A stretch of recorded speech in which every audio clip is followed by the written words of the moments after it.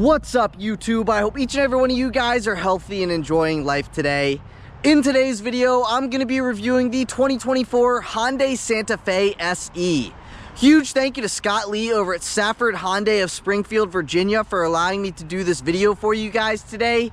If you are interested in this particular Santa Fe or any Hyundai product, then I'll be sure to have Scott's information on screen as well as in the description box down below. But with that said, let's get into the video. It is a beautiful and windless Friday, which I am very grateful for because there's no wind to mess with the audio in today's video. So just like usual, first I'm going to talk about the exterior and the performance. So like I said, this is a 2024 Hyundai Santa Fe SE, and this particular one has been painted in Phantom Black. I wanted to preface this video by saying for 2024, Hyundai totally redesigned the Santa Fe inside and out with new design language, more technology, and they also extended the wheelbase for more room on the interior, which I'll show you later on in today's video.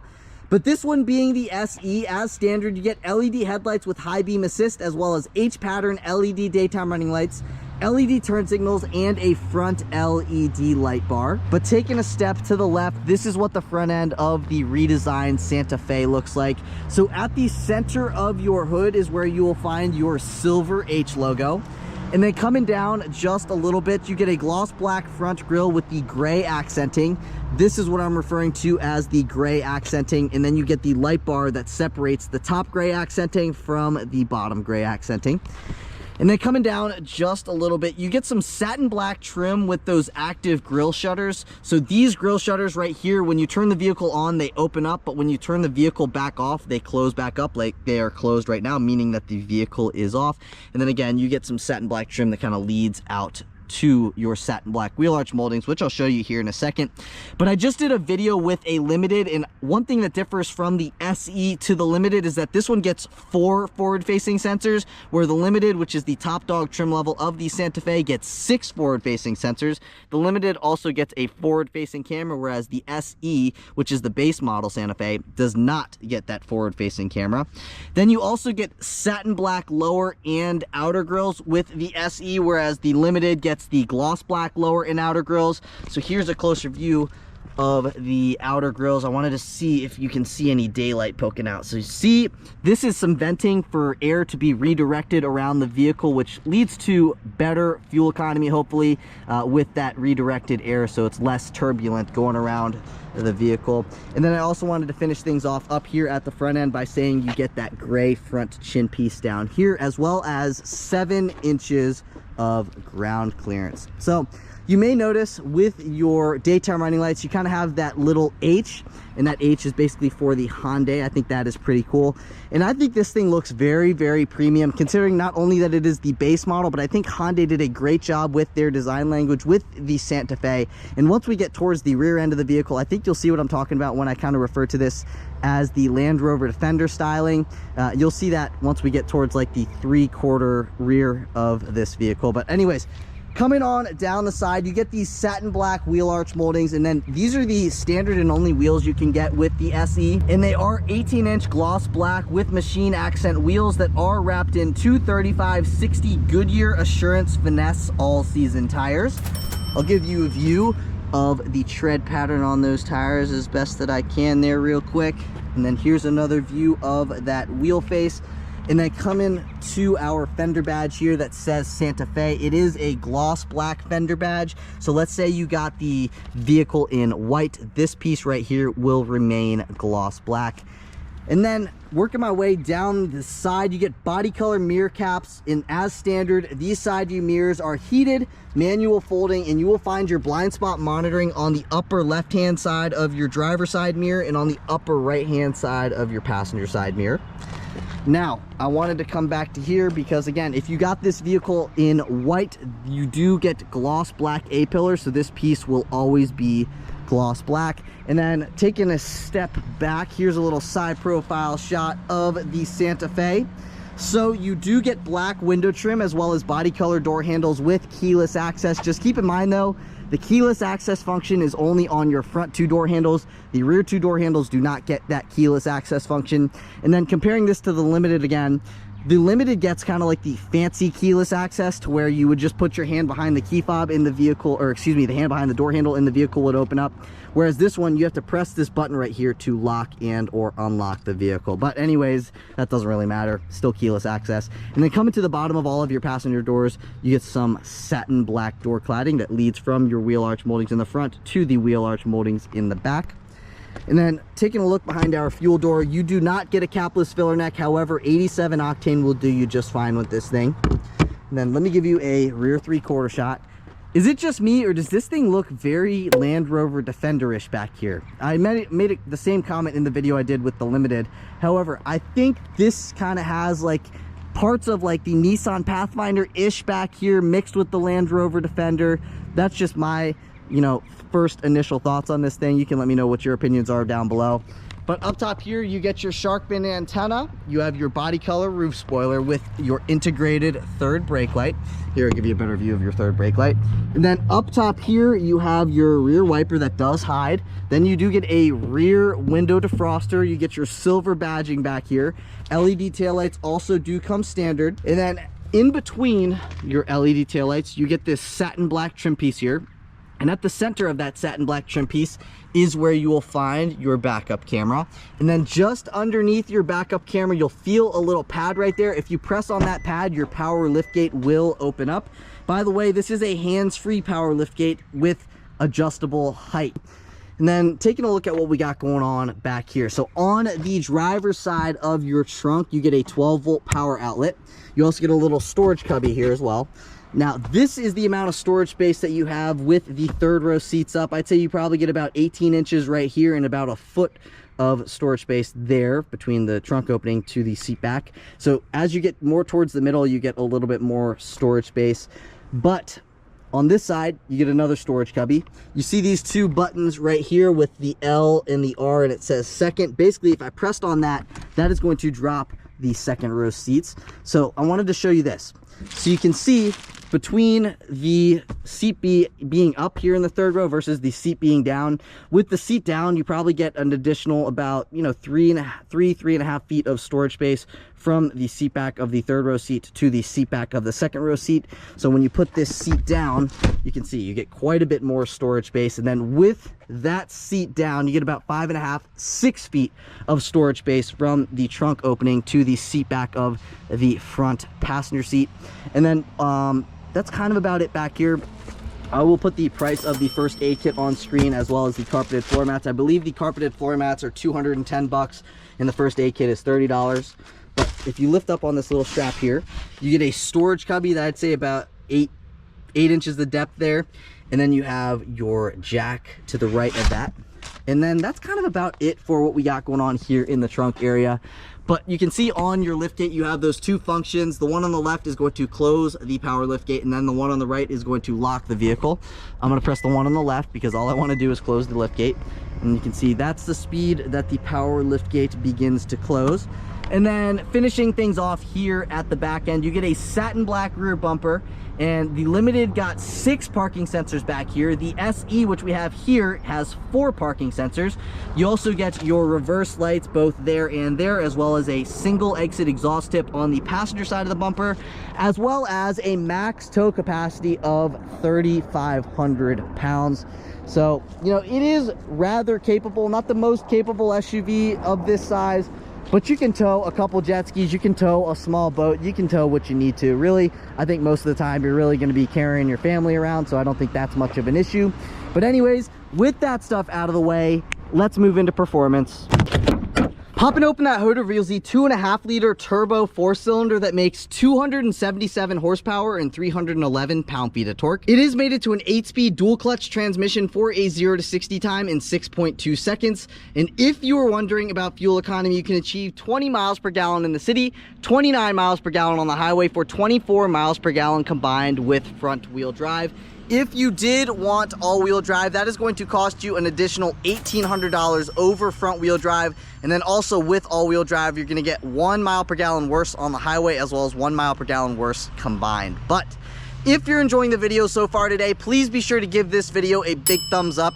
please hit that subscribe button. I'm on my journey to 100,000 subscribers, and I cannot reach my goal without your support. So if you're enjoying the video, if you've learned anything from the video, please just take a second to like, comment, and subscribe. I would greatly appreciate it, as that helps me get closer to my goals. But with that stuff out of the way, let's move into the interior. Moving on into the interior, as mentioned earlier in the video, you do get keyless access. So all you have to do is have your key fob in your pocket, walk up to the vehicle, press this button right here, and it will unlock. You can press that very same button again and it will lock right back up. But going over the functions on the key fob, starting from the top, you have your lock function, your unlock function, your remote start function, your panic function, and if you tilt the key fob to the side, this button is to open and or close your power liftgate. But pressing the unlock button, let's take a look at what the interior of the SE has to offer. So this is what these front seats look like. This has been spec'd with the black cloth interior. The only other option is the gray cloth interior, but we'll get into the seats here in a second because we're going to start with the door panel. So up top here, you get some faux leather, then you get some gray trim. Coming down to here, you have your side view mirror controls. You have your unlock and your lock functions. You get an automatic up and down driver window. None of the other windows are automatic up or down. This button is going to restrict your passenger window privileges. It is also a child lock for your second row doors. Then you get a padded armrest. You get some storage space down here, as well as a spot you could set a couple cups. Then you get a speaker down here. Now, as standard with the SE, you get manually adjustable front seats. However, the driver does get two-way power lumbar. And stepping on into the interior, let's take a listen to what this thing sounds like when you close the door. Now let's fire it up.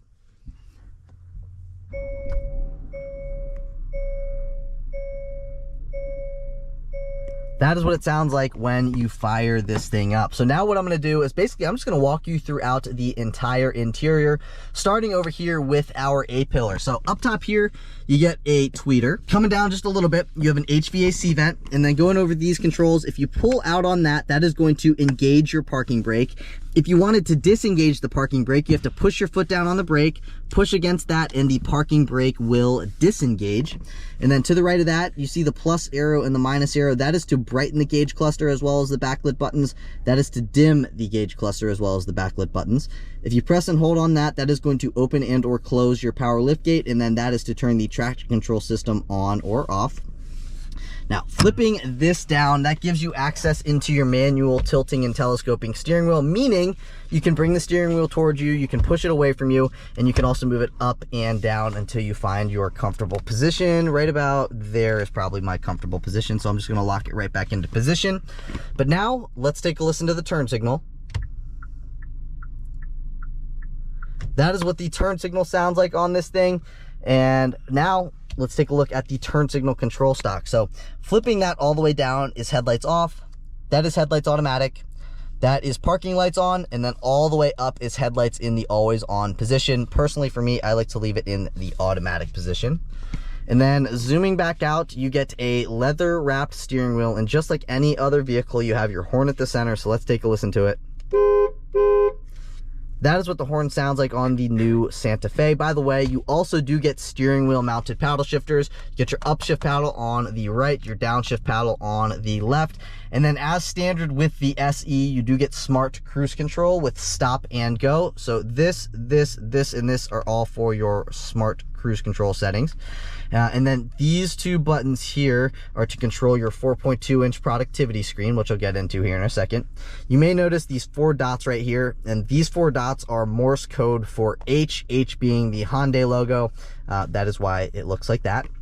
Very like Land Rover looking steering wheel as well. And then coming to this side of the steering wheel, this mode button and the star buttons, both of which are configurable. I'll get into that in a second. And then if you push up on that, that is going to bring you backwards on a track. And if you pull down on that, that is going to bring you forwards on a track if you are connected to your Bluetooth audio system. And then that is to speak to the vehicle. This is going to bring you into your Apple CarPlay or bring you into your phone screen if you are not connected to Apple CarPlay. And then that right here, see, is basically to volume up, to volume down. And then if you press on that, that is going to mute the audio system. Now, I'm going to walk you throughout these two controls here first. So if I press mode, that is going to bring me into this screen here. So basically, again, that button is configurable. So you can choose any of these different things. You can choose one of them, you can choose two of them, you could choose all of them if you wanted to. So if I chose all of them, every time I would click mode, it would bring me into Bluetooth audio, phone projection, sounds of nature, USB music, and it will bounce me between these different things, and then it will loop back around and bounce me in between them again. Or, you know, if you just want it to be one of them, you could have that button be XM. So every time you click on that, it's going to bring you into your Sirius XM stuff. You could choose 3 of these, you could choose one of them, you could choose 2 of them, you could choose all of them. That is what the mode button does. Now this star button is similar, except you can only choose one function for the star function to be, and it can be any one of these. So every time you press that button, it could reject or end a phone call, it could bring you into your private mode, home screen, any of these things here it will do, but you can only choose one of them. So you can't choose all of them, you can only choose one, and I'm just going to leave it on none. I'm going to let the owner of this vehicle choose what they want the functions to be. And then coming to this side of the steering wheel, again, you have the scroll knob and that button there. So right now, this is the screen that we are on. It's displaying the fuel range, the transmission status stuff, the current trip information. That is your driver assistance stuff. That is the speed limit sign. And then this is the ambient exterior temperature. And then right below that is your odometer. Now I can scroll down on this screen and it will bring me into my since refueling information, since last reset, and the auto stop start stuff. I'm going to click this pages button. It's going to bring me into this screen. So this is your driver assistance screen. And then you have your tire pressure display, which you have to drive in order to display the tire pressure stuff. But now on the left-hand side of this display, you have your digital speedometer readout, and then on the right-hand side, you have your tachometer. You also have your coolant temperature gauge and your fuel gauge down there. And that's kind of about it for that gauge cluster. Coming down to here, you have your windshield wiper control stock, and then this is your transmission lever, or I would call this your transmission stock. So if you wanted to go into drive, obviously you push your foot down on the brake and then you twist that forward. It's going to put you into drive. To go into neutral, you just pull back once. Now we're in neutral. And if you wanted to go into reverse, you pull back all the way. There are lights up in red, letting you know that we're in reverse, and obviously the backup camera pops up as well. If you wanted to go into park, you push that P right there, and now we are back in park. Moving to this side of the screen. This is your standard 12.3-inch infotainment system with wireless Apple CarPlay and wireless Android Auto connectivity. So up top here, you got the date, you got the time. If you swipe down like that, that is going to bring you into this screen. You can turn the display off. You can adjust the illumination or the brightness of it. You can also go into quiet mode. I'm going to bring that back up. You can click that, and it's going to bring you into your profile settings. And then this is the home screen. So you can see your Apple CarPlay stuff, phone stuff, Apple CarPlay stuff, your valet mode. So this is basically like your, it's going to display what song's playing. Then you have your vehicle diagnostic screen. It will bring you into this, the check, it's in check, whatever. I don't really care. You get the gist of what I'm showing you on that screen. So I'm going to let that X, and then we're going to go into this screen. You can see your maintenance stuff, notification stuff. You can bring up your manual, and then you can also go into your setup. So this is your different settings.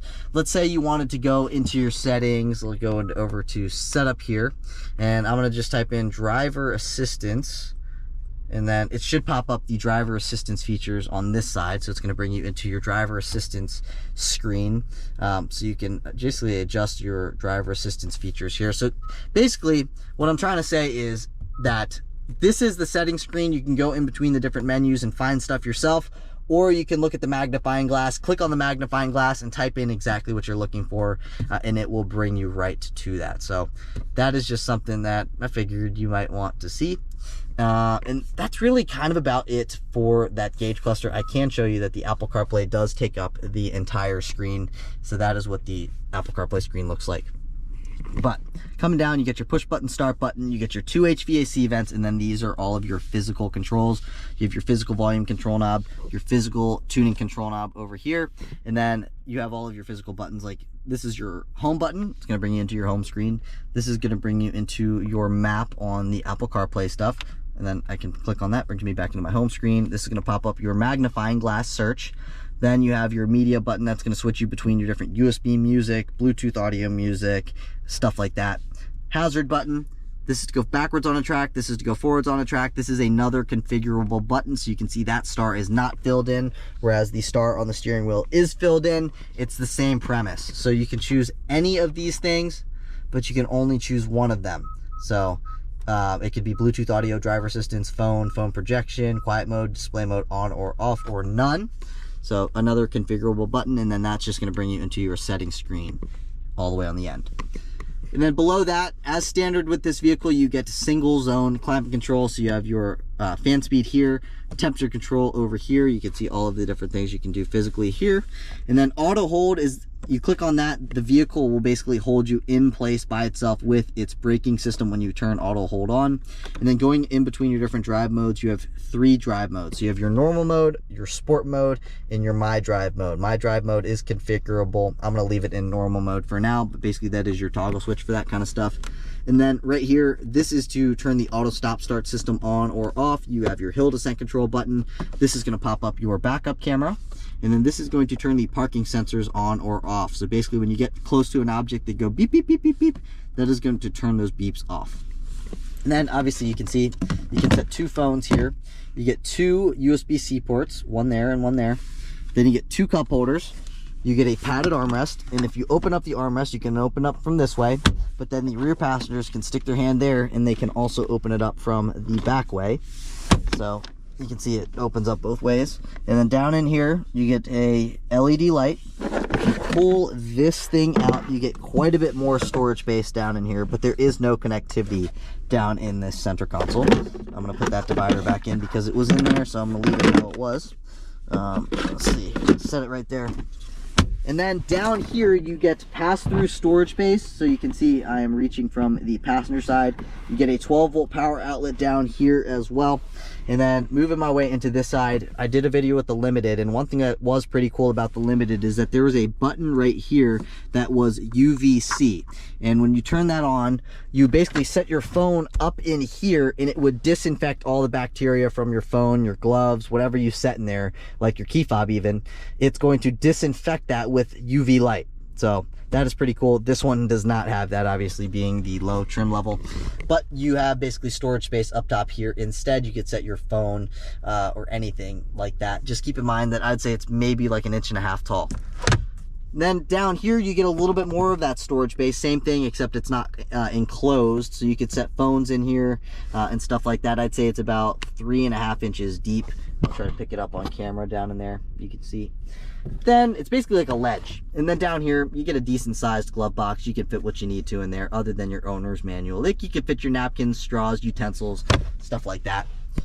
This vehicle, you do not get an auto dimming rear view mirror. So this is just your standard rear view mirror. And then coming up just a little bit more, you have your Blue Link stuff and your SOS stuff. Those are basically like your roadside assistance features. It's going to let you know if your passenger airbag is on or off. Blue Link. Oh, I didn't mean to do that.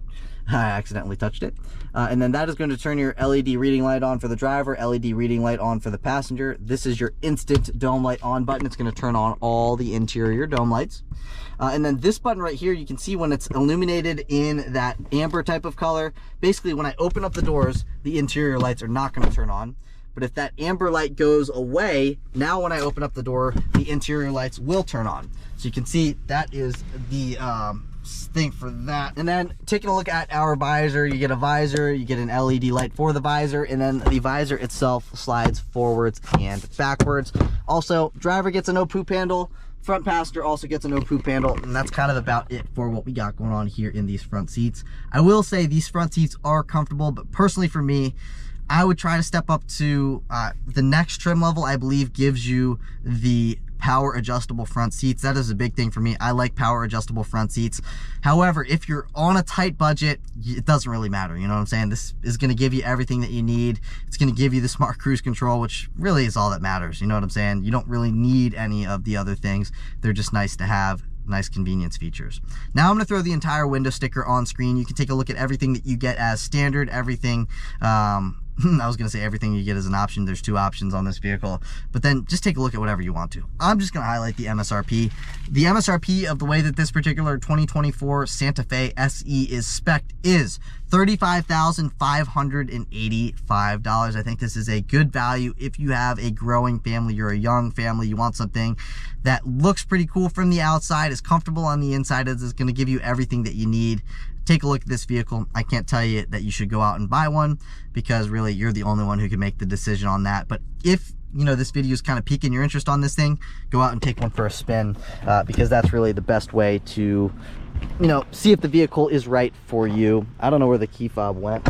Actually, yeah, I think it fell in between the seats. But back here, comparing this to the Limited again, the Limited gets a 2nd row sunshade. This one does not, but the window does go all the way down, which you'll see. All the way down. And then you get a padded armrest. You get 2 cup holders here, a little bit of storage space, and a speaker. This is what these 2nd row seats look like. If you wanted to get into the 3rd row, you could press this button right here and the seats are going to slide forward, giving you easy access here to these 3rd row seats. But I'm going to talk about the 2nd row seats before I get into the 3rd row. So stepping on into these 2nd row seats, if you reach underneath here, you'll see this little lever. If you pull up on the lever, you see that these 2nd row seats go forwards and backwards. So you can kind of split the difference between the 2nd and the 3rd row passengers if there are 3rd row passengers in the rear, so you both have a fair amount of leg room. But anyways, up top here, you get your LED dome light, your dry cleaning hook, and a no poop handle. You get your HVAC vent on the B pillar. You get these things right here. So basically you get a USB-C port, and let's say you plugged in your iPhone charger, you could wire that iPhone charger like up in there, so it's basically like held rather than just like down on the floor. Then you get a seat back pocket behind the driver's seat as well as the passenger seat. And as mentioned, this thing will flip up so the 2nd row passengers have access into that center console. And then if you pull back on this right here, you get a little bit of storage space. You can set what you want to down in there. But coming over to here, you get 2 cup holders, a nicely padded armrest. You get the same stuff on that side. And now when it comes to head and leg room, I wanted to say that if you pull up on this lever right here, that is going to recline those 2nd row seats. There's actually quite a bit of reclinability with these 2nd row seats, so you can find your comfortable position. 5'9", I've got plenty of headroom, and when it comes to leg and knee room, I am adjusted behind myself here, and the way that I have this, I've still got plenty of leg and knee room here. I can pull up on this and I can get way more, so now tons and tons of it. But let's take a look at what we got going on here in the 3rd row seats. Click this button up top here and they will move forward, and then that gives us easy access into the 3rd row. So man, these 3rd row seats are still comfortable. You know, sometimes you find with manufacturers that the 3rd row seats are not as padded as they are in the 1st and the 2nd row, but I think Hyundai did a great job with these seats because they are very comfortable and they do have some nice padding to them. However, you see this little strap right here? If you pull up on that strap, you can also recline these 3rd row seats. You can move them to the position that you want them to be in. So that is definitely nice. And again, you can split the difference between the 2nd row passengers when it comes to the leg room. But here you get 2 cup holders. You get the 12-volt power outlet located there. And then on this side, you get another 2 cup holders. And when it comes to headroom, I've got plenty of headroom. You also get a dome light both there and there. And that's kind of about it for what we got going on here in the interior. So, you know, we've talked about the exterior, we've talked about the performance, and now we've talked about what's going on here in the interior. So I want to see what this thing's like to drive. I'm assuming you guys do as well. So I'll see you guys in the driver's seat. All right, now on to the driving portion of the video. Take a listen.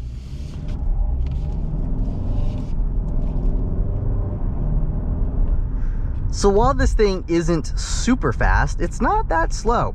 And honestly, I think it's got more than adequate power, you know what I mean? You're not gonna be feeling like you need more power when driving this thing, unless you're like a crazy man like me. But yeah, it doesn't need more power. Obviously, if you want more power, then go out and buy a Jeep Trackhawk or a Jeep SRT, but this thing's got more than enough get up here. Floored.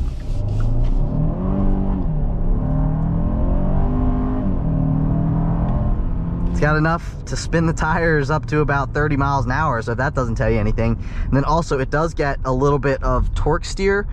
So basically what torque steer is, if you don't know, if you floor a vehicle, you kind of got to like fight with the wheel a little bit in order to keep it straight. A lot of front wheel drive vehicles do that. It's just kind of a characteristic of them. Ooh, we got a nice matte black G63 behind me. That thing looks awesome. But ooh, Amtrak train. This is a great vehicle for somebody who is on a strict budget, about $35,000 for a family vehicle. And then also, you know, if you're a family that's just starting out, this is a great vehicle for you. You know what I mean? You don't need all the fancy stuff. Yes, you may want all that kind of stuff, but from the exterior's perspective, I think this thing looks pretty solid. I think it looks, you know, more expensive than $35,000. Yeah, it might not have all the frills of like the $47,000 Limited like I just did a video with, but really, it doesn't matter. You know, it's going to give you everything that that car has, minus maybe all like the, you know, nice convenience features that you don't need. You know what I mean? Like, so you're saving a lot of money with this, and it's still giving you all that same cargo capacity. It's still giving you the same horsepower and torque. It's still giving you, you know, the same towing capacity. So, you know, it's all comes down to, you know, what kind of money you want to spend on a vehicle, how nice of a vehicle you want. By the way, it's reading that yield sign. I'm not sure if you can see, it says yield right there. It's reading the yield sign. So, you know, again, it all comes down to how much money you want to spend. But if you're on a budget, this is a good vehicle for you. Again, it doesn't have all like the most fancy features you could think of, but it's got the smart cruise control, which is the adaptive cruise control. So that's definitely nice. And, you know, the reality is, like, nowadays, everybody wants more when it comes to all the features you get on a vehicle, but you don't need all that kind of stuff in day-to-day life. You know what I mean? The car is still going to get you from point A to point B, and it's, you know, still going to be as efficient as the top dog model. So again, it all comes down to how much you can, you know, be comfortable with spending. So I'm going to put us into sport mode here, and I'm just going to floor it.